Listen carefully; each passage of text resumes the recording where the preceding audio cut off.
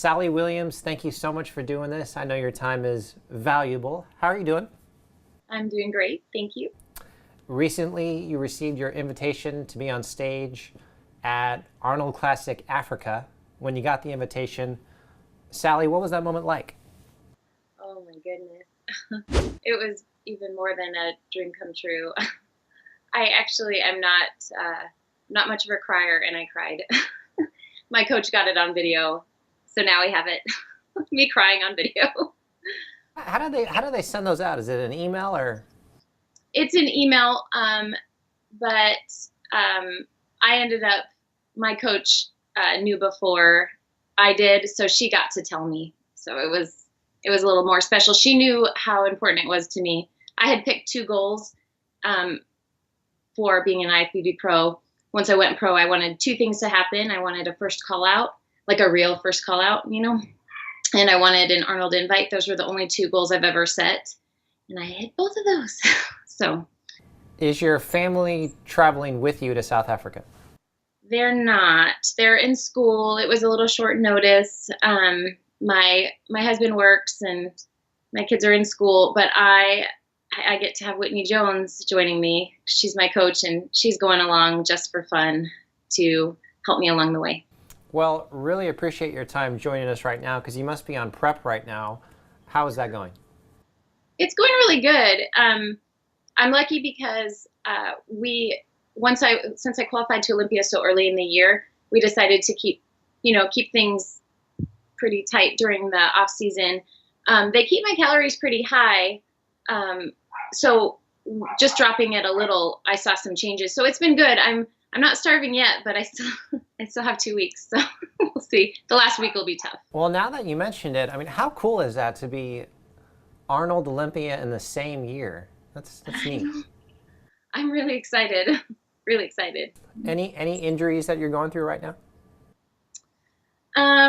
I last September I subluxed my shoulder right before the Rising Phoenix, and that wasn't a major deal. I mean, you can still, it just makes it a little bit looser. So I've had some problems kind of going through in my off season when I was trying to lift heavy once I was more fed and everything, and I had a lot of instability. So it does tend to bother me a little bit. And then you have all the aches and pains of jumping back into prep and jumping back into routine practice full force. So, I mean, depending on the day, I could tell you my aches and pains, but nothing too crazy right now. Just some instability in my shoulder. Sally, how have you been able to find consistency with your nutrition? People around the world struggle with this. How did you do it? Well, I track my food and I stick to a macros diet. But one of the really big changes for me was having, I check in with my coach once a week. Even though I see her all the time, I send her my numbers once a week and she looks over it. And having that different set of eyes on things has been really helpful for me. Somebody to hold me accountable. And so we keep track of things on a regular basis so that nothing goes too far off. I mean, if my weight was going up too high, then obviously we adjust the calories for that. But even in my off season, if my calories if my weight started to drop, we want to adjust for that too, so you want to have a healthy off season. So that was a really big help for me, having the accountability of checking in once a week with Whitney. Mm-hmm. You recently were in Flex magazine. There's a cool picture of your family holding the magazine. Yes. What does it take to be a successful fitness competitor? What are the judges looking for? Well, I think they want the whole package. I know that 2/3 of our score is that routine, but you can't ignore the physique. Even though it's not really that they're judging your physique during the routine, in a way they are, because that's part of that whole package. So I think it's important to make sure you're hitting all the parts of fitness. That's what makes it different than the other categories. We have that routine. So you really want to wow them with a routine, but you also want to wow them with your physique. That's what I think that's important that you're doing with. But I also think the big tricks are exciting and they're fun.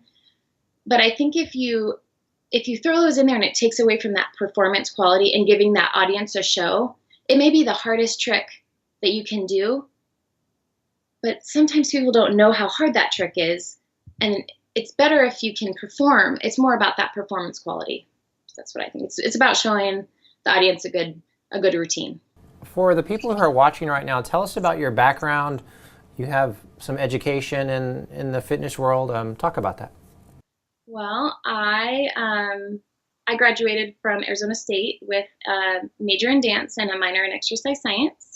I'm a certified personal trainer, but I actually work in physical therapy. I'm a physical therapist assistant, and so I get to work with patients in a sports medicine clinic, rehabbing after injuries.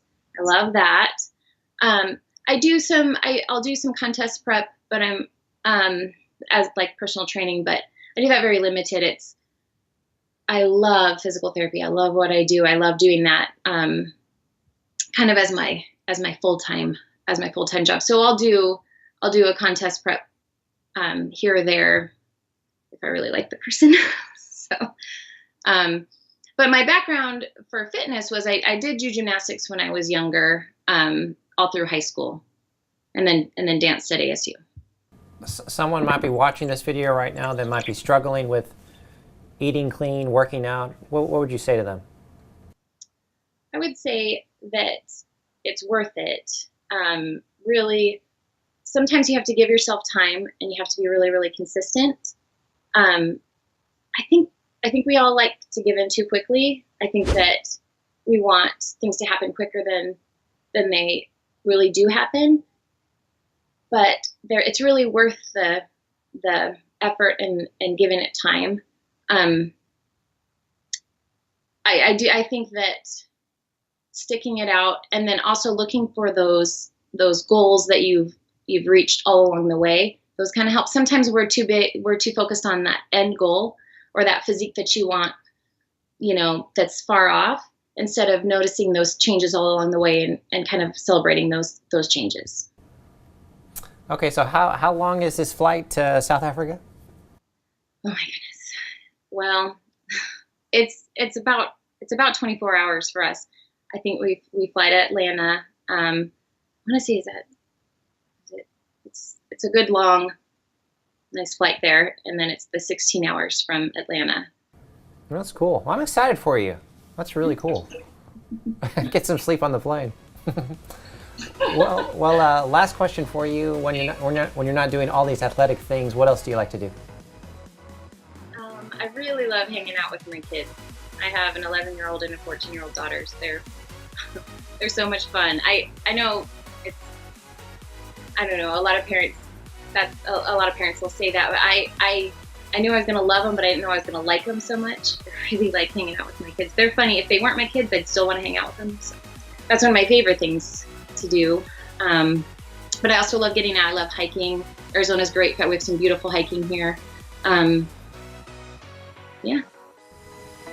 I had the privilege of seeing you on stage in Phoenix at the Europa. It was really cool and a lot of fun. Thank you so much for doing this. I really appreciate it.